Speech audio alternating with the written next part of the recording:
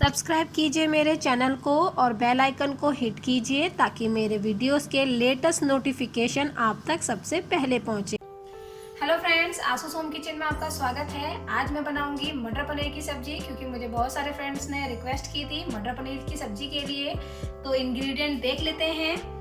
यहाँ पे मैंने 200 ग्राम पनीर लिया है, उसको मैंने ऐसे क्यूब में काट लिया है। शेप आपके ऊपर डिपेंड करता है। 1 कप फ्रोजन मटर लिया है। अगर आपको फ्रेश मटर अवेलेबल हो तो आप वो यूज कीजिए। धनिया हमें चाहिए होगा गार्निशिंग के लिए। मैंने 1 प्याज लिया है बड़ा वाला, जिसको मैंने ऐसे कट में काट लिया है। यहाँ पे कश्मीरी लाल मिर्च लेंगे एक बेहतरीन कलर के लिए। धनिया पाउडर लेंगे। ये मैंने फ्रेश कर्ड लिया है दही, जिसको मैंने अच्छे से फेंट लिया है 3 बड़े चम्मच। 4 बड़े चम्मच यहाँ पे मैंने तेल लिया है। ये मैंने जिंजर पेस्ट लिया है, जीरा पाउडर, नमक, हल्दी पाउडर, 2 बड़े टमाटर जिसको मैंने ऐसे क्यूब में काट लिया है। ड्राई मसाले में देख लेते हैं फ्रेंड्स। यहाँ पे मैंने 5 से 6 लौंग ली हैं, जिसको मैंने हल्का सा क्रश कर लिया है। 10 दाने मैंने यहाँ पे काली मिर्च के लिए हैं, इसको भी मैंने क्रश कर दिया है। छोटी इलायची जो ग्रीन इलायची होती है, उसके दाने निकाल के इसको भी मैंने हल्का सा क्रश कर दिया है। यहाँ जो मैं अपना ट्विस्ट डाल रही हूँ फ्रेंड्स मटर पनीर में, वो है ये सौंफ। सौंफ को आप हल्का सा थोड़ा सा लें, थोड़ी क्वांटिटी में, छोटी वाली, और इसको भी आप हल्का सा क्रश कर दें। जीरा यहाँ पे मैंने 1 चम्मच लिया है। 5 से 6 मैंने यहाँ पे कली लहसुन की ली है, और 2 मिर्च ली है, जिसको मैंने बीच में से हल्का सा कट कर दिया है।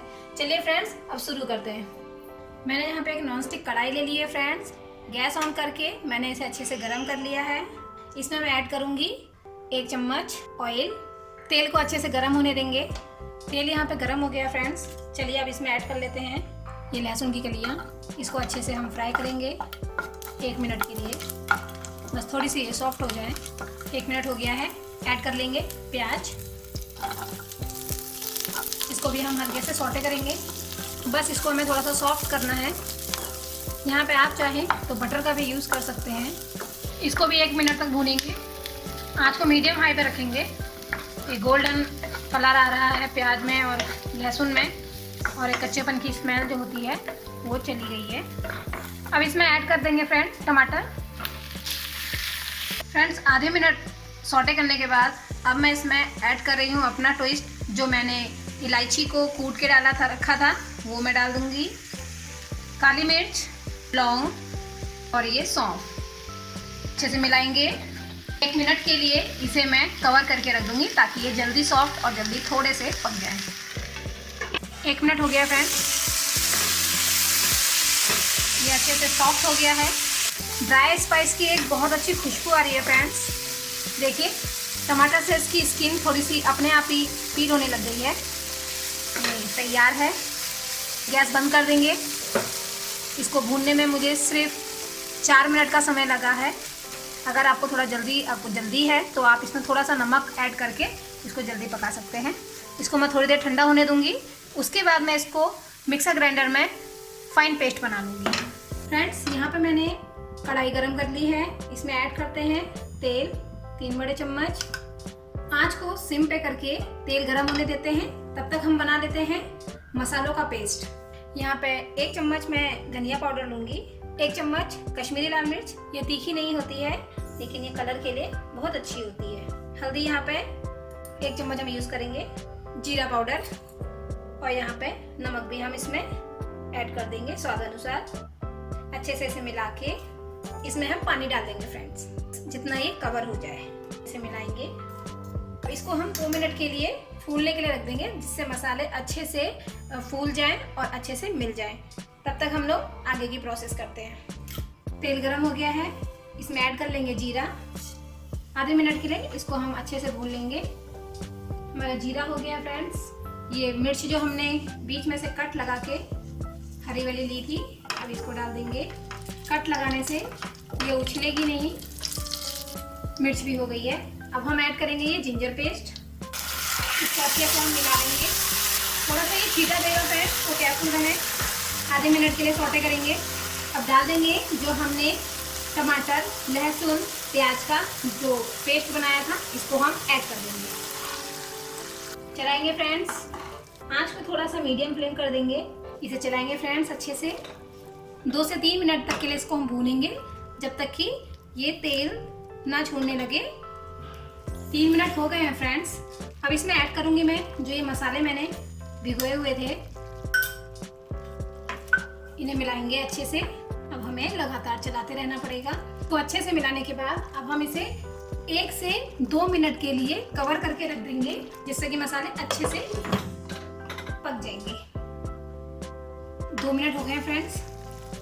देखिए मसाले बहुत अच्छे से भुन गए हैं। आंच को आप बिल्कुल सिम कर दीजिए, क्योंकि अब हम इसमें ऐड करने वाले हैं कर्ड। और कर्ड फटे ना, इसके लिए आपको इसका टेम्परेचर थोड़ा सा कम करना पड़ेगा। जब आप दही डालें फ्रेंड्स, तो आपको ये चीज़ ध्यान रखनी पड़ेगी कि दही आप जल्दी डालें और उसको आपको डालते ही सीधे मिलाना पड़ता है, नहीं तो दही फट सकता है। चलाते रहेंगे इसे। 1 से 2 मिनट मिलाने के बाद फ्रेंड दही को आप आंच को फिर से सिम से मीडियम हाई पे कर सकते हैं। दही डालने का एक ये फायदा होता है कि आपको एक अच्छा टेस्ट मिलता है, एक टैंगी फ्लेवर मिलता है, जिससे ये सब्जी और भी ज़्यादा टेस्टी और डिलीशियस लगती है खाने में। ये अच्छे से मिल गया है फ्रेंड्स। तो अब आंच को हम थोड़ा सा मीडियम पे करेंगे। तकरीबन 2 मिनट लगातार चलाने के बाद अब इसमें मैं ऐड करूंगी फ्रोजन मटर। अब आधा कप पानी डाल के मैं मटर को थोड़ा सा पकने के लिए कवर करूंगी। अब मटर को हम 2 मिनट के लिए ढक के पका लेंगे।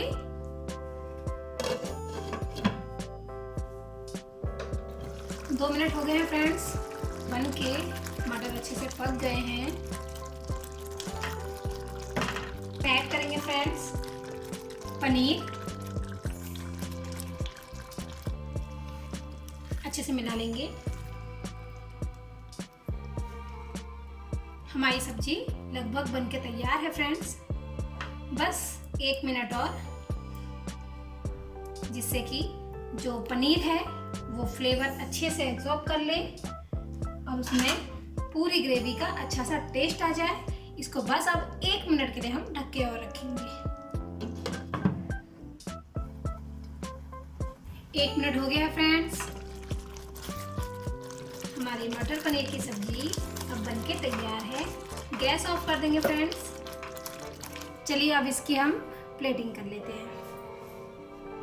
लीजिए फ्रेंड्स, तैयार है हमारा मटर पनीर, वो भी नए स्टाइल में।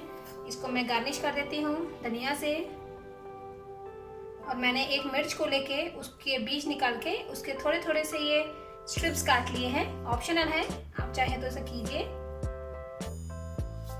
तैयार है हमारा मटर पनीर। बनाने में बहुत आसान और खाने में बहुत ही स्वादिष्ट लगता है ये। इसे सर्व कीजिए रोटी, पराठा, चपाती, पूरी, जिसके साथ भी आप पसंद करते हैं आप उसके साथ इसको सर्व कर सकते हैं।